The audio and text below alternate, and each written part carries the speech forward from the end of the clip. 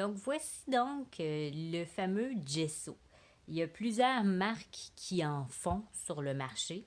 Moi, j'ai celui de Art Basic qui est en ce moment dans mes mains que j'ai acheté sur Amazon. Vous trouverez d'ailleurs le lien en bas du vidéo dans les commentaires. Donc, j'ai entre mes mains, je ne vous expliquerai pas tout le processus. Moi, j'utilise un pinceau éponge que je trouve que ça va très bien. Donc, j'ai entre mes mains le livre Mandala. Ce qui est important avec le gesso, c'est que c'est un peu un médium comme une peinture. Donc, c'est d'essayer de l'étendre le plus également possible. Comme vous voyez, ça a l'air blanc, mais ça va rester transparent sur vos feuilles. Donc, j'ai tendance à glisser sur ma table. Je vais prendre.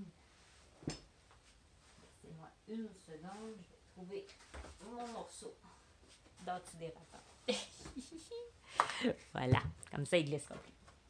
Donc, j'ai un livre Mandalas, 32 designs et motifs à colorier qui provient d'un Dollarama, qui sont des magasins du dollar ici.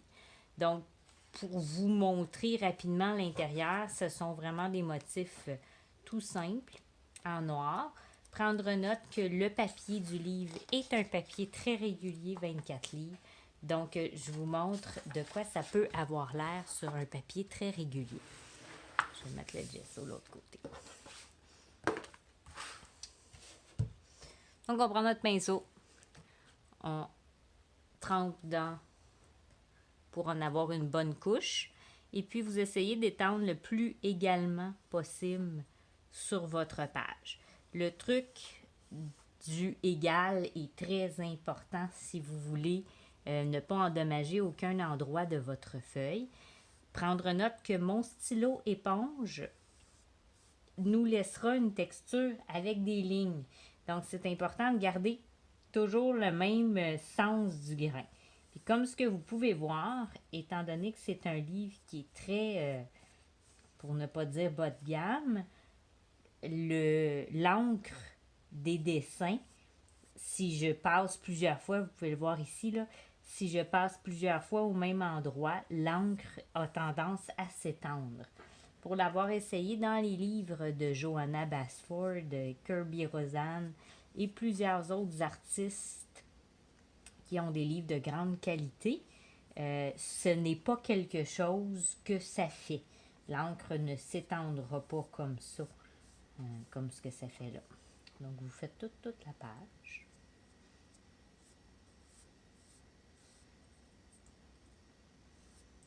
Vous pouvez très bien voir les lignes en ce moment-là.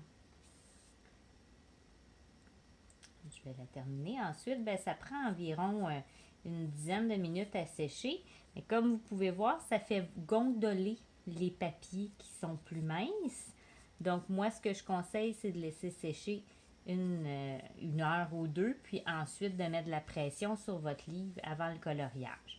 Donc, on prépare nos feuilles un peu en avance. Pensez pas aller colorier votre image dans une heure avec cette technique-là. Donc, je vais refermer mon pot de gesso. J'en ai une qui est déjà toute prête. L'avantage du web d'aujourd'hui, hein? Donc, je vais mettre celle-là de côté pour prendre le même livre ou presque. Toujours des mandalas, 32 motifs, qui viennent de la même endroit de Dollarama. Donc, cette page que j'avais déjà commencé à dessiner avec mes marqueurs Bic pour vous montrer que ça fonctionnait très bien. Puis pour faire des tests avant de vous le mettre en vidéo. Vous pouvez voir, je ne sais pas si vous le voyez, la texture que sur le papier, les petites lignes que je vous disais que ça a fait. C'est certain que c'est pas parfait. Par contre, si vous dessinez avec des feutres à alcool, vous ne verrez pas cet effet-là. Avec les feutres, là. Ça fait bizarre un peu dessiner dessus, mais c'est tellement une belle manière de passer à côté que vos feutres ne traversent pas. Donc, j'ai entre mes mains des bics et des charpies que tout le monde connaisse pour être des marqueurs méchants avec nos livres à colorier parce que ça passe directement à travers. Si je vous le montre, une feuille de papier. Je suis pas sûre qu'une va être suffisante. Je vais prendre la page derrière. Si je vous montre avec cette page-là, puis que je commence avec un Sharpie, vous allez voir, je suis même pas certaine qu'une va tenir en arrière, là. Je vais dessiner la forme ici. Normalement, quand je fais ça, je mets plus qu'une feuille dessous pour s'assurer de ne pas aller sur l'autre image, mais je pense que pour le test d'aujourd'hui, ça devrait suffire. Donc, si je le tourne de bord, pas de surprise, on a passé directement en arrière. Donc, si le livre avait été recto-verso, notre dessin derrière était capot. Donc, si je reviens au niveau du gesso, que je prends exactement le même feutre, le Sharpie, puis je viens faire une forme ici où la zone a été traitée. Les couleurs sont légèrement moins vibrantes une fois dessinées sur le gesso. La texture du papier est différente aussi, donc pas de surprise. Puis même si j'en mettrais épais, comme vous pouvez voir, quand je vais retourner de l'autre côté, vous voyez que la zone où j'ai dessiné, il n'y a pas aucun feutre qui a traversé. Ici, vous en voyez légèrement. C'est ce que je vous expliquais. C'est important de traiter la feuille entièrement. Où est-ce que j'avais le brun ici? Il devait y avoir une partie qui n'avait pas de gesso.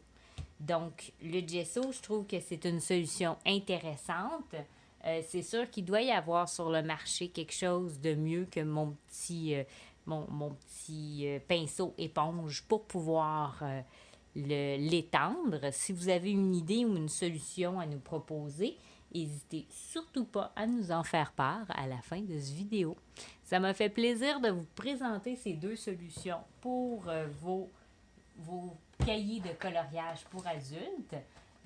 N'hésitez pas à vous inscrire pour suivre les prochains trucs et astuces, et aussi pour suivre les critiques et feuilletages de livres qu'on fait régulièrement.